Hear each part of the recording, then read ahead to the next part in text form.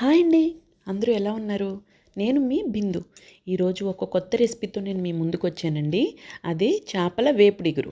చేపల ఇగురు చేసుకుంటాం, చేపల పులుసు చేసుకుంటాం, చేపల వేపుడు చేసుకుంటాం. కానీ ఇది చేపల వేపుడు ఇగురు. ఎలా చేయాలో చెప్తాను రండి. ముందుగా స్టవ్ ఆన్ చేసుకుని కళాయి పెట్టుకుని వాటర్ యాడ్ చేసుకోవాలండి.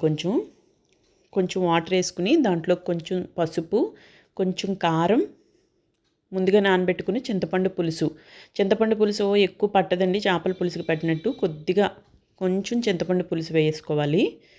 కొంచెం సాల్ట్ వేసుకుని వాటర్ బాయిల్ అయిన తర్వాత చేప ముక్కలను అందులో వేసి ఉడికించాలి. దీంట్లోనే కొంచెం షుగర్ కూడా యాడ్ చేసుకోవచ్చండి ఇష్టపడిన వాళ్ళు. ఆ చింతపండు పులుసుకి ఆ షుగరు బ్యాలెన్స్ సరిపోతుందండి, టేస్ట్ బాగుంటుంది. నచ్చలేని వాళ్ళు స్కిప్ చేసేయచ్చు.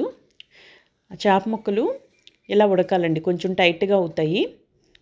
అయిన వెంటనే స్టవ్ ఆఫ్ చేసుకుని చేప ముక్కల్ని వేరే బౌల్లోకి తీసేసుకోవాలి. కొంచెం గట్టిపడిన తర్వాత తీసుకోవాలి. ఆ వాటర్ వేస్ట్ అవ్వదండి, అది పక్కన పెట్టుకోవాలి, తర్వాత యూజ్ చేసుకుంటాం. ఇప్పుడు మళ్ళీ స్టవ్ ఆన్ చేసుకుని కళాయి పెట్టుకుని ఆయిల్ వేసుకోవాలి. ఆయిల్ వేసుకుని ఆ ఉడికించిన చేప ముక్కల్ని మనం ఫ్రై చేసుకోవాలి.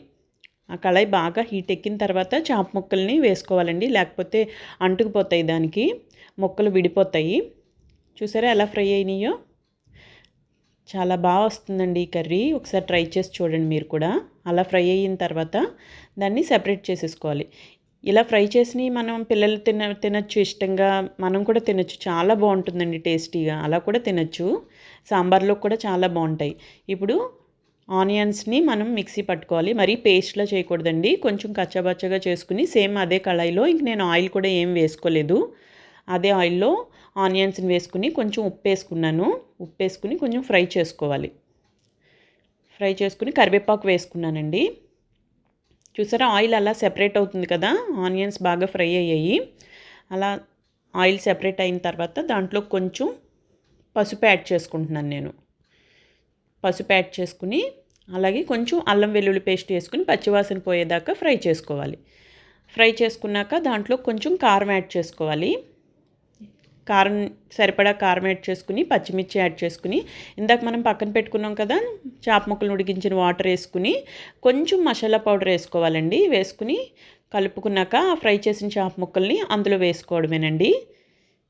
5 to 10 minutes అండి, చేప ముక్కలు ఉడికిపోతాయి. ఆల్రెడీ ఫ్రై అయినాయి కాబట్టి లిడ్ పెట్టుకుని 5 to 10 minutes ఉంచుకుంటే చూసారా, వావ్, చాలా బాగా వచ్చిందండి కర్రీ. ఆయిల్ అలా సెపరేట్ అవుతుంది కదా, చాలా బాగుందండి టేస్ట్. చేపలు ఇష్టం లేని వాళ్ళు కూడా ఇలా కనుక చేస్తే గిన్నె మొత్తం ఖాళీ అయిపోతుందండి. చాలా బాగుంటుంది. ఇది చేపల వేపుడు ఇగురు అనమాట. చాలా టేస్టీగా ఉంటుంది. ఎప్పుడూ ఒకేలా కాకుండా ఒకసారి ఇలా కూడా ట్రై చేసి చూడండి. లాస్ట్లో కొత్తిమీర గార్నిష్ చేసుకుంటే మన చేపల వేపుడు ఇగురు రెడీ అయిపోయినట్టే. వీడియో కనుక నచ్చినట్లయితే ఒక లైక్ వేయండి. బాయ్ అండి.